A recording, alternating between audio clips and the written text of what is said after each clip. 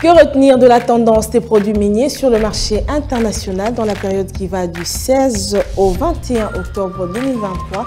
Nous en parlerons pour le compte des chiffres clés dans cette nouvelle édition de Zoom Eco Live. Mesdames et messieurs, bienvenue à vous tous, ceux qui êtes déjà connectés à Zoom Eco Live. C'est un plaisir pour nous de vous retrouver une fois encore. Alors pour la suite, on va rouvrir ce dossier sur le naufrage de la baleinière Mapamboli à Mbandaka, mais cette fois-ci, ce sera pour évoquer les différentes mesures prises par le gouvernement congolais afin d'arrêter cette hémorragie. Nous aurons Guy Chungu à la présentation. Mais avant d'y arriver, prenons d'abord les nouvelles en bref. La distribution de produits pétroliers devrait se poursuivre sans interruption dans la zone ouest de la République démocratique du Congo. Ces garanties ont été données par les premiers ministres congolais Jean-Michel Samaloukonde à l'issue d'une séance de travail tenue le mardi 17 octobre 2023 avec le regroupement de pétroliers. C'était en présence du ministre des Finances, des Hydrocarbures et des représentants des banques. Plus de détails sur Zoom Ecoponet. La tendance générale du produit minier exporté de la RDC est baissière au cours de la période allant du 16 au 21 octobre 2023 sur les marchés internationaux. D'après les données fournies par la Commission nationale de mercurial rattachée au ministère du Commerce extérieur de la RDC, les tantales devraient enregistrer une baisse de prix de l'ordre de 23% pour ces négociés à $227 les kilogrammes cette semaine contre $296 les kilogrammes une semaine auparavant. Plus de détails sur Zoom Ecoponet. L'industrie minière de la République démocratique du Congo a réalisé une production de l'ordre de 4,905 millions de carats de diamants en 9 mois de l'année 2023. Selon les données statistiques de la BCC publiées le 20 septembre 2023, la production des diamants en RDC a été dominée par les secteurs artisanaux avec une production évaluée à 3,44 millions de carats. Plus de détails sur Zoom Ecoponet. La Fédération des entreprises du Congo organisera une assemblée générale extraordinaire le 2 novembre 2023 à son siège de Kinshasa-Gombe. L'annonce a été faite par les présidents du syndicat patronal Albert Yuma dans une correspondance adressée aux membres de la FEC. Plus de détails sur Zoom Ecoponet.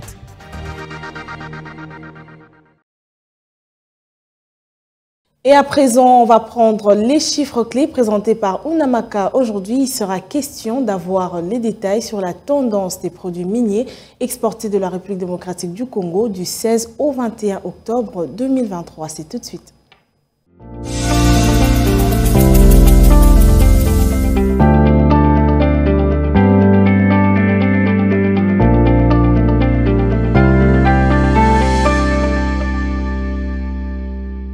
Voilà, à présent c'est parti pour des précisions chiffrées avec vous Judith, bienvenue. Merci. Commençons avec la réactualisation du cours de change en RDC. Voilà, concernant le taux de change actuellement en République démocratique du Congo, commençons donc par le réglementaire où présentement un dollar revient à 2535 francs, un franc CFA se change à 4,07 centimes et un euro à 2673 francs. Prenons l'espace parallèle, puisqu'il s'agit de choisir un endroit parmi plusieurs. Nous sommes basés particulièrement à Ngaliema et dans cette commune, un dollar se change à 2600 francs. Un franc CFA se négocie à 4,44 centimes et un euro vaut 2700 francs. Voilà, aujourd'hui spécialement, on va parler de la tendance générale des produits miniers sur le marché international du 16 au 21 octobre 2023. Alors, la première question, c'est clair, quelle est cette tendance? La tendance générale des produits miniers exportés de la République démocratique du Congo observe une tendance baissière sur les marchés internationaux de la période allant du 16 au 21 octobre 2023. Alors, au cours de cette même période, plusieurs autres produits miniers exportés de la RDC, notamment le zinc, l'étain et le tantal, connaîtraient une baisse de prix sur les marchés internationaux. Alors, le tantal devrait se négocier à 227 $ américains le kilogramme contre 296 $ américains le kilogramme une semaine auparavant. Et le prix du zinc devrait se négocier à 2455 $ américains la tonne contre 2564 $ américains la semaine précédente, soit un écart de prix négatif de 4,26%. Quant à l'étain, il se négocierait à 24 234 $ américains la tonne contre 24 611 $ américains, soit une baisse de prix de 363%. Alors, l'or est attendu à 50,53 $ le gramme cette semaine contre 62,20 $ la semaine passée, soit une baisse de prix de 2,67%. L'argent devrait se marchander à 0,70 $ le gramme contre 0,72 $ américain la semaine précédente, soit une régression de 2,77%. À vous entendre parler, on peut comprendre qu'il s'agissait des produits ayant enregistré une tendance baissière. Alors, y a-t-il quand même des produits miniers qui ont enregistré une tendance stable? Si oui, quels sont ces différents produits?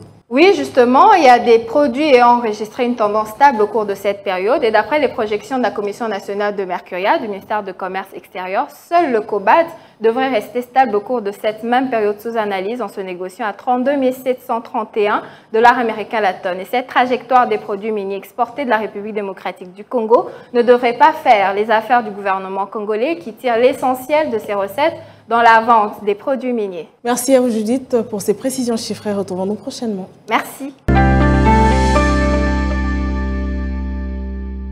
Revenons à présent sur ce dossier qui parle du naufrage de la baleinière Mapamboli qui a eu lieu à Mbandaka. Et aujourd'hui, Guichon nous apportera des précisions sur les mesures prises par le gouvernement congolais pour y remédier. Et c'est tout de suite.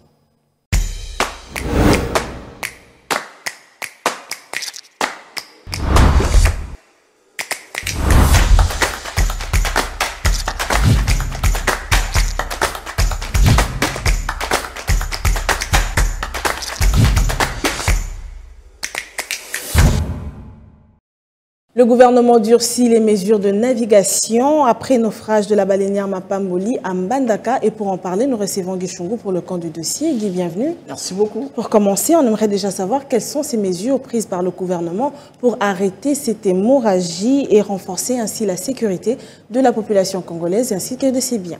Alors, on doit dire que nous avons suivi avec beaucoup d'intérêt et beaucoup d'attention ces points de presse organisés par le ministère de la Communication et Médias. Nous avons vu le ministre Patrick Mouyaya ressentir et même porter l'inquiétude de la population.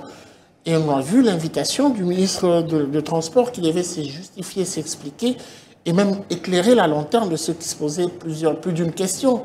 Et pour nous, c'était une occasion, un moment propice pour retenir ces grandes mesures, puisque vous le dites. Oui, le gouvernement congolais, nous certifions, a pris des mesures pour sécuriser la population et ses biens. Lorsqu'on parle du trafic fluvial, j'aimerais déjà les citer si vous me le permettez. Il y a eu notamment la mise en place d'une commission d'enquête pour établir les responsabilités, puisque jusque-là, l'enquête se poursuit et de manière dispersée ou un peu séparée, les versions nous viennent, soit c'est par les autorités locales, soit c'est par l'association qui réunit tous ces armateurs de baleinières. Mais je pense qu'avec cette commission, les choses seront bien orientées et seront aussi assez claires. Il y a également l'identification de tous les engins flottants. Ici, je pense que ça concerne et les baleinières et le bateau. On parle des engins flottants. C'est pour le ministère de Transport une façon de remettre un peu en cause l'État et même déclasser les engins flottants qui ne sont plus utilisables. L'interdiction de circuler à toutes les baleinières en bois vieux de 5 ans. C'est une mesure salutaire puisque déjà, avec tout ce qui s'est passé, il y avait de quoi un tout petit peu stopper ce trafic en remettant un tout petit peu de l'ordre. Et je pense que la démarche ira dans ce sens. Il y a d'ailleurs une mesure anticipative. On parlait de la suspension du commissaire fluvial de Mbandaka. Lui a été victime. Le temps que l'on mette en place la commission, déjà à ce niveau, le gouvernement avait pris la décision de le suspendre. Voilà un peu le cocktail de ces mesures qui ont été prises par le gouvernement. Voilà, ces différentes mesures, on en parle, c'est bien, mais est-ce qu'elles vont vraiment répondre aux réels problèmes? Ce sont des mesures qui ont été prises, mais je pense que le problème ne sera pas résolu. On aura peut-être stoppé de moitié l'hémorragie, puisqu'on aura à ce moment-là installé et imposé la rigueur. Mais il y a un autre problème qui guette déjà, c'est la pénurie de ces marchandises qui doivent sortir de cette province ou de la province. Pratiquement, s'il faut parler de Mbandaka, pour sortir de Mbandaka pour se rendre ici à Kinshasa. Lorsque le gouvernement congolais prend la décision de suspendre la circulation de toutes ces baleinières en bois vieilles de 5 ans, de plus de 5 ans, c'est une décision salutaire. Mais qu'est-ce que le gouvernement propose en retour? Nous avons connu un certain moment ici de bateaux qui faisaient des navettes qui qui permettait quand même à faire cette concurrence entre le privé et l'État congolais. C'est grâce à tous ces bateaux qui existaient qu'on arrivait quand même à dissocier les choses. Aujourd'hui, lorsque, parmi les décisions, il a été dit également qu'on arrive à scinder le transport de personnes et le transport de marchandises. Vous allez le faire comment? Je donne un exemple. Moi, propriétaire d'une baleinière, je fais de bonnes recettes lorsque je mélange marchandises et personnes. Vous me demandez de dissocier, c'est-à-dire il sera pour moi question soit de faire avec les marchandises, soit avec les personnes. Et là, puisque les marchandises sont plus rentables, je vais me lancer du côté marchandises. On aura à observer plus des marchandises à Kinshasa et de moins en moins le transport de personnes. Et ici, moi, je pense que le gouvernement a pris une décision, mais il fallait plutôt, à mon humble avis, mûrir cette décision. Qu'est-ce qui adviendrait si la majorité de ces baleinières est vieille de plus de 5 ans? Qu'est-ce qui adviendrait si aujourd'hui on arrête, on complique le transport à toutes ces baleinières? Réfléchissons en aval pour avoir des solutions d'après-problème. C'est-à-dire pour moi, ici, l'idéal aurait été peut-être de mettre en place des commissions techniques pour étudier un peu dans des conditions un peu plus raisonnable, qu'est-ce que l'on peut prendre, qu'est-ce que l'on peut laisser, un peu comme une sorte de contrôle technique. Parce que si on y va avec la rigueur, on aura résolu le problème, moins d'accidents, mais on aura compliqué un autre, c'est le transport de biens et le transport de marchandises. L'exemple est patent, on parlera de cette entreprise Rwandair qui a été interdite de fouler le sol congolais. Par la suite, nous avons connu des difficultés puisque en plan B ou en remède, il n'y a pas eu de solution proposée. Voilà, nous sommes tous sans ignorer que ce n'est pas du tout un premier cas, ce n'est pas une première pour la République démocratique du Congo, ce genre d'accident. Alors avant de nous séparer rapidement, nous aimerons avoir un récapitulatif sur le bilan des années antérieures, mais aussi la réactualisation du bilan actuel. Voilà, les années antérieures, il y en a eu plusieurs cas d'accidents dus à cette négligence, je dois l'appeler ainsi. Moi, je vais plutôt parler du bilan actualisé depuis cette année 2023. On en compte 88 accidents enregistrés. Et ça doit interpeller sensiblement les autorités de la ville-province de Kinshasa. Pourquoi pas parler parce que là, on centralise du gouvernement congolais pour généraliser un peu les choses. 88 cas d'accidents, on ne dit pas combien de personnes sont décédées, ce n'est pas assez clairement ressorti, mais pour le cas échéant, ici on parle de 120 personnes disparues et jusque-là, à peu près plus de 35 morts déjà enregistrés, ce qui doit en principe être même à la base d'une journée ou une ville morte. Merci à vous, Guy Chungu, pour toutes ces précisions apportées dans ce dossier. Nous espérons vous retrouver prochainement pour la suite, justement. Merci à vous. Suivez-moi tout le jour à travers Zoom Wende sur Zoom Eco Live. Abonnez-vous sur notre chaîne YouTube. Zoom Eco Live, la référence de l'actualité économique en RDC.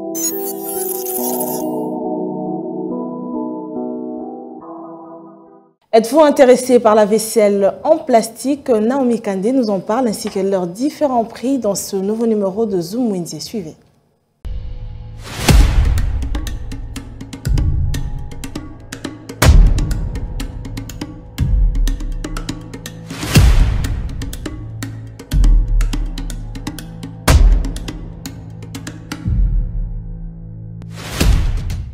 Pour ce nouveau numéro, Zoom Wende vous emmène le prix de vaisselle en plastique qui est en vogue et tendance au marché de Kinshasa. Grâce à ses nombreuses vertus, la vaisselle en plastique c'est ici sur Zoom Wende et on se retrouve juste après.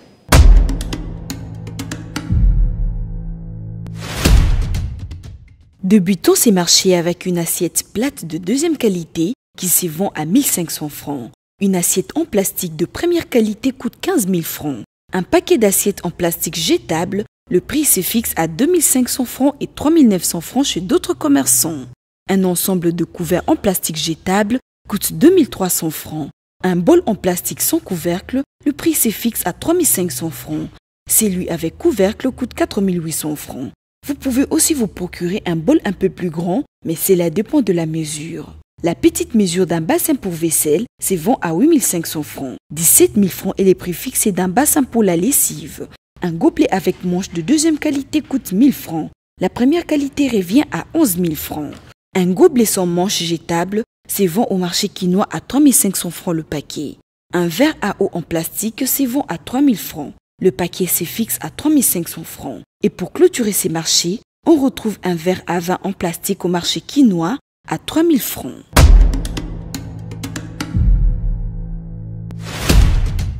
C'est tout pour ce numéro de Zoom Wednesday. Restez connectés sur Zoom Eco Live pour ne rater aucune information.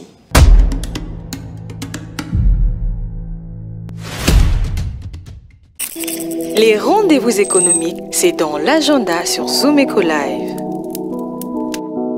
Abonnez-vous sur notre chaîne YouTube. Zoom Eco Live, la référence de l'actualité économique en RDC.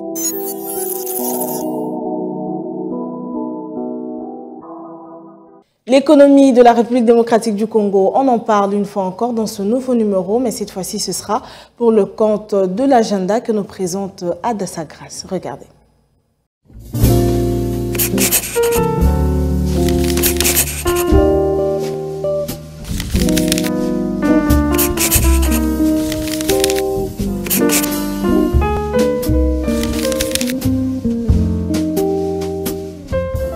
Bienvenue à l'agenda, voici les entrées du jour. Le premier forum panafricain sur les métiers du numérique a débuté ce mercredi 18 octobre à Cotonou et cette activité se poursuivra jusqu'au 20 octobre prochain. Un rappel, la RDC tiendra le journée nationale de l'or dénommée Wolo du 24 au 25 octobre prochain à l'hôtel Pullman de Kinshasa. Et pour finir, le think tank Stratégie organise du 8 au 13 novembre prochain une nouvelle session sur Partenariat public-privé dénommé RDC PPP Capacity Building 2023. Cette activité aura pour thème Partenariat public-privé, levier stratégique du développement du secteur des infrastructures en RDC. Signalant que cette activité va permettre aux professionnels du secteur privé-public intéressés à améliorer leurs compétences en matière de partenariat public-privé. Merci de nous avoir suivis. Au revoir.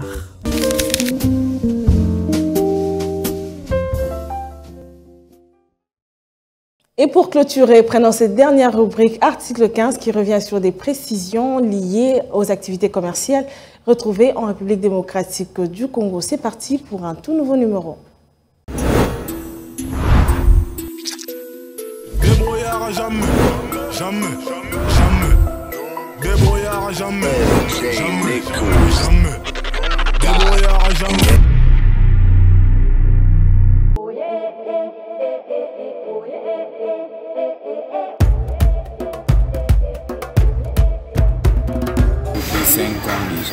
Ça on a bandé autant dans ce diplôme en 2019 des oncle nanga et azwanga Alexandre ndi basala ka service de guerre le Italie assaisonnement le Tumba.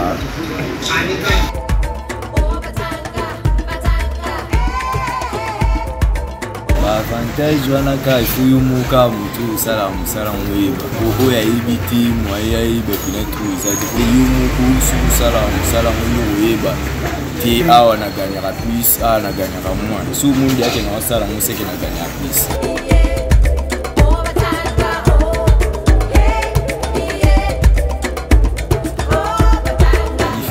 Zaka kana bandeli tangu bandaki moi webino musalati umuna bazulu baluba usali musique sibiloko moi ba moto musique kwa pamba kuzoka na mabuku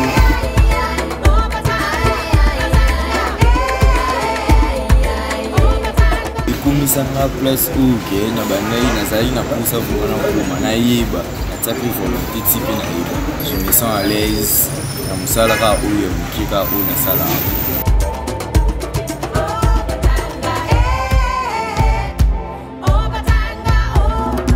Conseil que ça va pour les jeunes, batika distraction, balanda te kuiba bani fulu kananu malgré toi no ba jeune fulu bano ata mon métier mo ya mabuku o sala boyebi ke lelo ata côté simité côté aussi na batika kufana ndako batika kitu na batika kitu ngai nano ka jeune nitika ba jeune garçon aussi mais nana mon métier na ngada na mabuku tout quelque chose ça.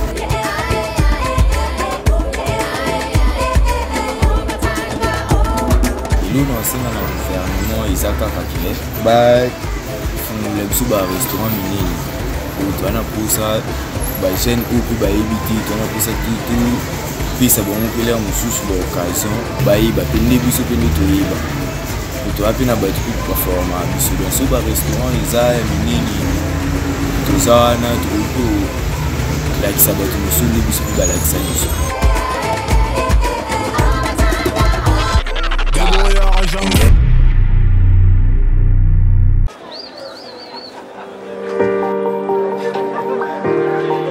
Dans les détails du marché, nous avons appris à vous connaître, à vous comprendre et vous apporter plus de lumière. Désormais, avec vous, c'est parti pour un voyage de rêve vers une destination meilleure. Ensemble, découvrons le civisme fiscal et la bonne gouvernance dans la gestion de la Res Publica grâce au décryptage de l'actualité économique du pays avec des chiffres clés. Avec une équipe de professionnels, découvrez le quotidien des Congolais en exclusivité à travers des dossiers et analyses approfondies. Zoomeco TV, la référence de l'actualité économique en RDC.